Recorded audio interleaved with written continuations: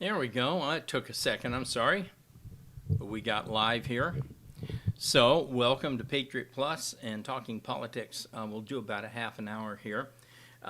So, since I was 3 minutes late getting started here, we'll just jump right in. First topic, of course, is the ongoing drama in New York City with this DA. Now, it appears that Boast and Bragg, Alvin Bragg, has sent the grand jury home for a month. They're going to have a month pause. Why? They can't find anything to indict him on. Clearly, the grand jury was reacting, was saying, no, we don't see anything here. You haven't given us enough. And so now this toadstool, this fecal wrap of a district attorney is going to have to try something else. And he's got a month to come up with something. Word also is that insiders in the DA's office, Democrats, no doubt about this, but long-standing Democrat lawyers who've been around forever don't like what's going on, that this is just way too politicized for them, and that they're giving this guy some grief. So my guess is that his goals are twofold. First, to consolidate support for getting Trump, if he can do that. I don't know that he can. And second of all, to find something else, because clearly the grand jury isn't buying what he's presenting up to this point. So that's pretty big. Now, there is another civil case Trump has ongoing with this woman who's claiming that he abused her, molested her, whatever.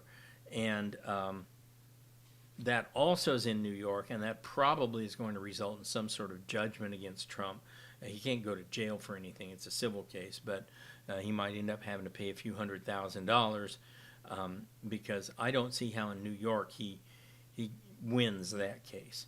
So it's ironic that the one that he's probably going to lose is the one that's getting almost no attention, and the one that he's probably going to win is the one that's getting all the attention. Now, of course, as I said last time, Trump wants this fight.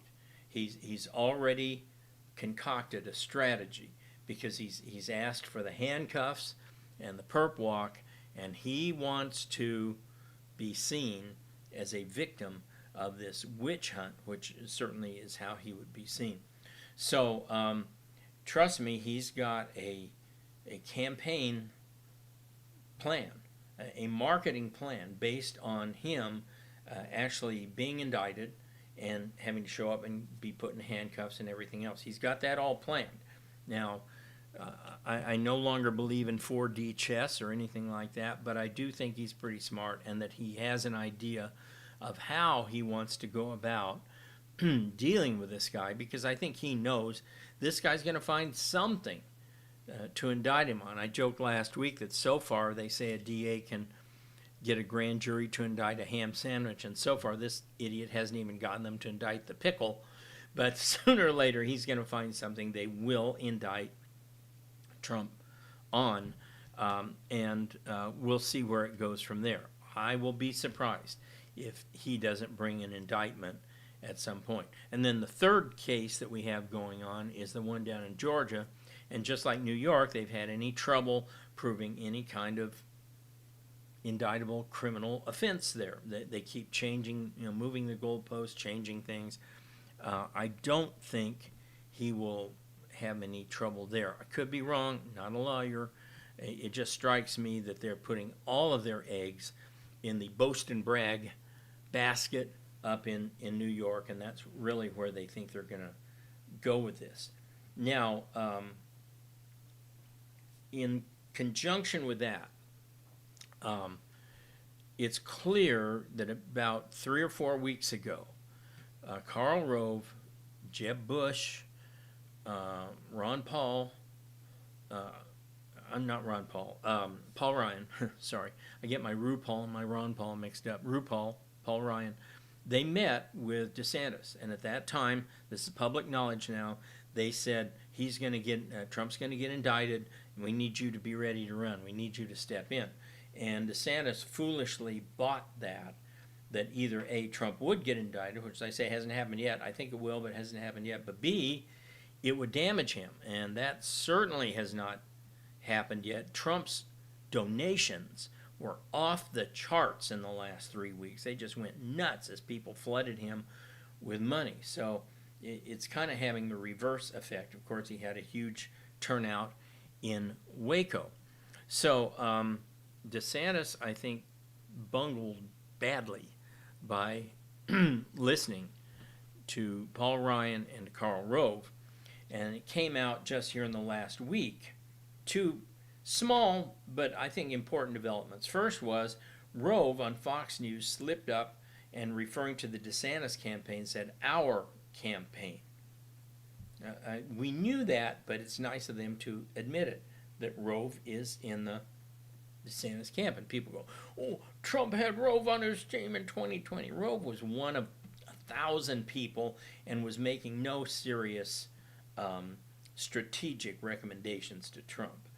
But yeah, he was on there. The same way Lindsey Graham always seems to be hanging around Trump, and Trump will talk to him. I'm not sure Trump takes anything he says seriously, but for whatever reason, Trump feels sorry for Linda Grahamnesty and hangs around with him and allows him to have some access. So go figure.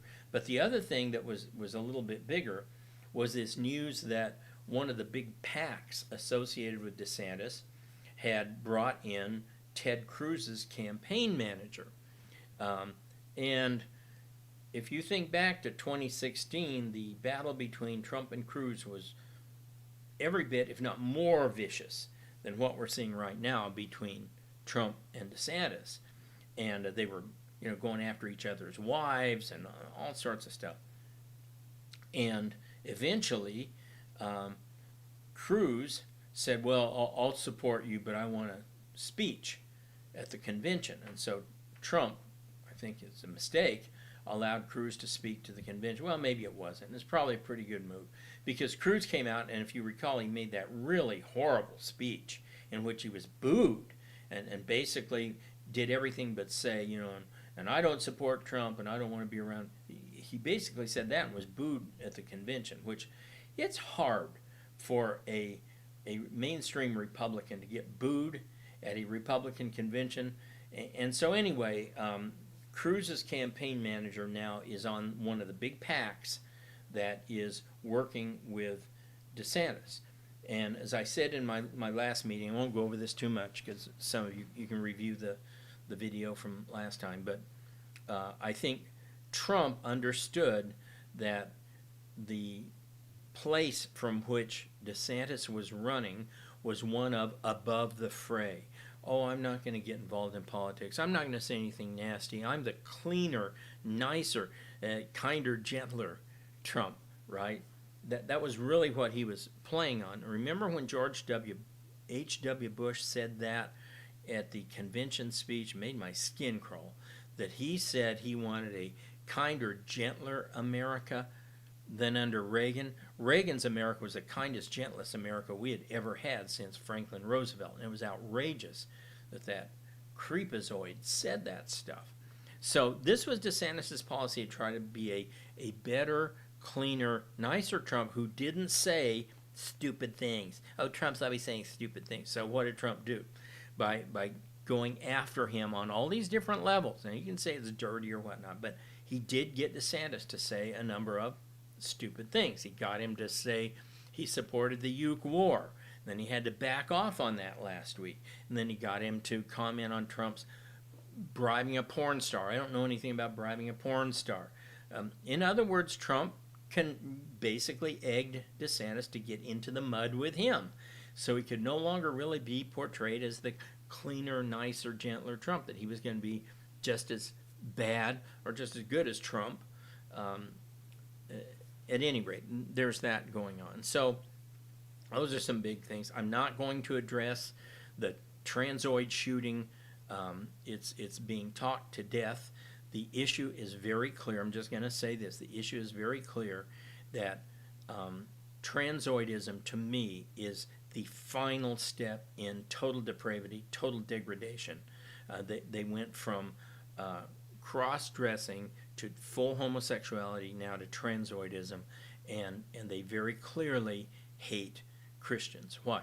Because Christians, who are any kind of Christians at all, have a rule that God knew what he was doing when he created man and woman, and that men and women have different DNA, different biologies, and all the drugs and all the sexual mutilation in the world is not going to change your bone structure or your DNA.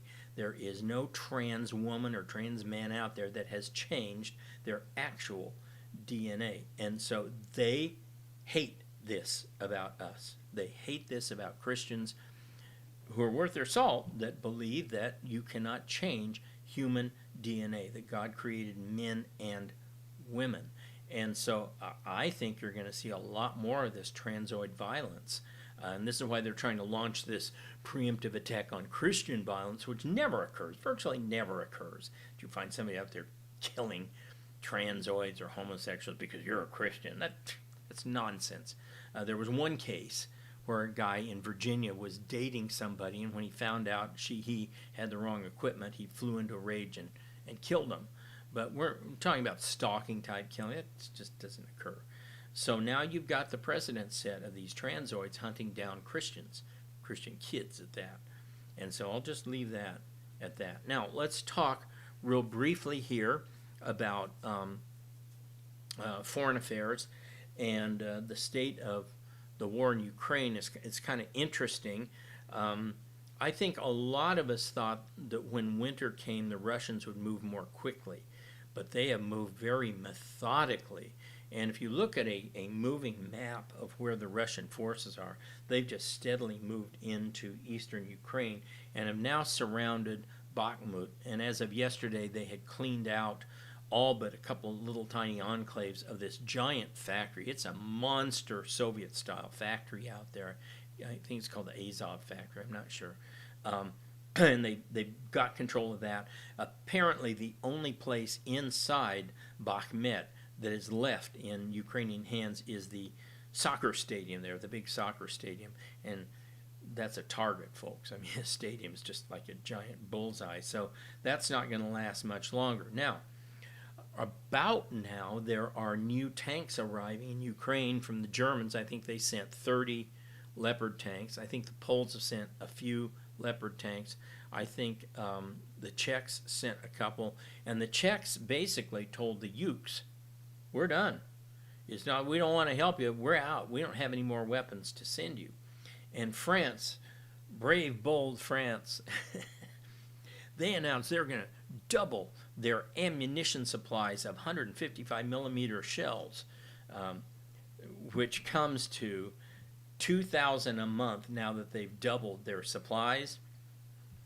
You know how many shells the Ukes fire a day of 155s? They fire 1,000 a day. So basically the brave French have provided 2 days worth of shells to the Ukes. And there's some other armored vehicles coming in. I'm not saying probably add them all up between tanks and armored vehicles from all these nations. You might get about 100, but that's to cover the whole front. I mean, we're talking about a massive front there, and the Ukes don't have air superiority, so all those armored units are subject to air-to-ground missiles and other weapons. They're not going to last very long, and so the situation does not look good for the Ukes. I saw another senator today. I can't recall who it was. You can probably find this. It was Senator Ron Johnson. Said it's time we start calling for negotiations there. Now, Johnson was never a war hawk. I would never put him in the neocon class, but he was never actively calling for an end to the war. But now you're starting to get that from people like Ron Johnson. Rand Paul, of course, has always been in that camp. I think when you start to get 10 or 12 more of these guys, it's going to be hard, maybe not impossible, it's going to be very hard for the Rutabaga's administration to continue shipping money and stuff to the Ukes. Now, there was this story out. I enjoy reading UK Daily Mail. If you don't get that, go look at that every day. First of all, they have a mandatory 5 stories about Megxit and the Ginger Duke, about Meghan and Harry every day. They got to have 5 stories about that. They got to have 5 stories about that weird murder trial that's going on, the guy that killed his kids and his wife, all that kind of stuff. They got 5 stories on that. And then they're going to have 5 mandatory stories about Putin's got cancer, Putin's suffering from lymphoma, Putin's suffering from Alzheimer's, Putin, this, that, and the other. Internal tapes revealed, the Russians hate Putin, all this, at least 5 or 6 of those stories. And they had a story about how the Russians are sending in a lot of Cold War era tanks for their front in Ukraine. And see, they're running out of tanks, and now they're really screwed because they'll be up against leopards and stuff. No. They're going to use these tanks the way the Germans use tanks on the Eastern Front, which is you just position them as stationary artillery. They're not going to be out there in mobile tank battles. They're going to use their good tanks for that. This is just another form of mobile artillery, like mobile 155s or something. But what's interesting about that is that America announced we're going to send in a bunch of M1 Abrams tanks that aren't state-of-the-art. They're refurbished, meaning they're from Gulf War era, right?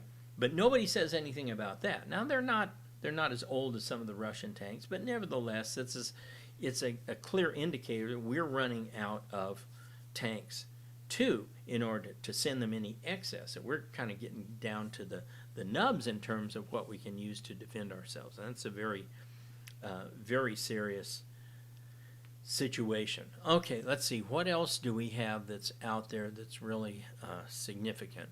We have the Kerry Lake lawsuit ongoing. The judge has to look at the ballot signature matches, which will be important. And just yesterday, it was revealed that they may not have kept some of the records they are legally required to keep. Gee, why would they not do that? Why would the Arizona Board of Supervisors not legally keep the stuff they're supposed to legally keep? I just can't imagine why they do that.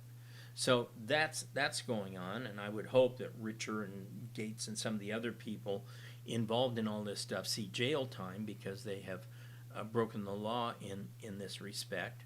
And you have this ongoing situation with Minnesota that's trying to pass a law saying that they're going to be a sanctuary state for transoids. You're going to see more and more of this. But I had a story in my news today that was kind of interesting, that Fisher Investments out of Washington State is leaving Washington State, and they're going to relocate to the Dallas area or North Texas area. And the main reason they said they are leaving is because of Washington State has passed a new capital gains tax, and the Supreme Court of Washington State has upheld that capital gains tax. So don't be surprised if you don't see a lot of other companies flee California and Oregon and Washington because of the oppressive conditions there. And of course, New York City is just totally out of control. They don't know what to do with all the illegals they have there. They've got massive crime problems there. We've got massive crime problems in Chicago. And yes, they did get rid of Beetlejuice. That's not going to mean a whole lot because they won't get rid of the Democrat Party that is running that city and resulting in 10 to 15 people getting killed, shot every weekend, 4 or 5 getting killed every single weekend. It's, as I call it, Benghazi by the lake. So all these things are ongoing out there. I think we're going to see continued Trump rallies. It looks like the Mark Robinson is going to run for, what's he running for in North Carolina? Governor? I think so. He's very popular there. So things are continuing to shake out.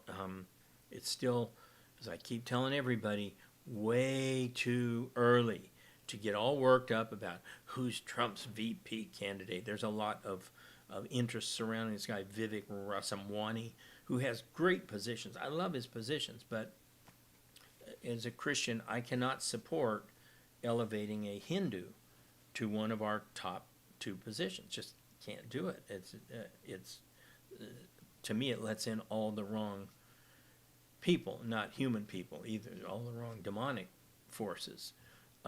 So I'd have to find somebody else. But don't get wrapped up in who Trump's Veep is going to be. Folks, this is March of 23. And as I said last time, think of just where you were back in March of 15 or March of 19.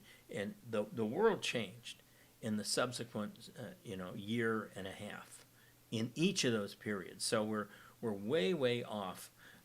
Bite me, rutabaga's popularity now in several polls has been in the very low 40s. I'm stunned it's that high. I can't believe that more than 10% of the people in this country think he's doing even an adequate job. I think maybe in heart of their hearts, if they were really asked in private, 90% of Americans think this guy's brain dead. But, that's just my thoughts. So that's kind of where we are here on Wednesday, March 29, 2023.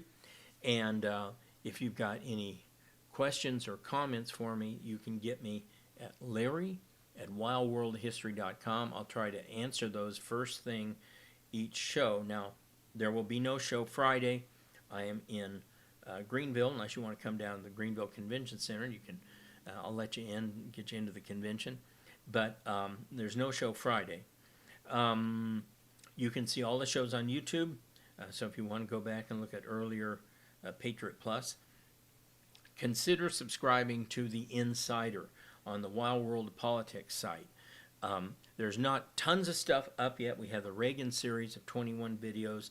There's a couple of other series, but I've been recording. They've yet to be posted, but they're going to go up soon. I've been recording a whole series called Globalism, Then and Now, and I walk you through how globalism is nothing new.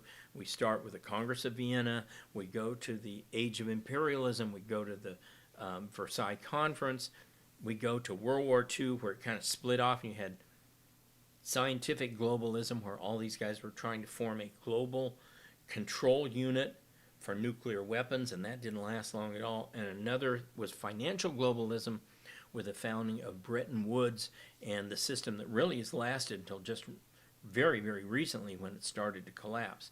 And I had two stories in my news today, check it out, about the BRICS countries, Brazil, India, China, South Africa, and some others that are serious about trying to create an alternative to the US dollar.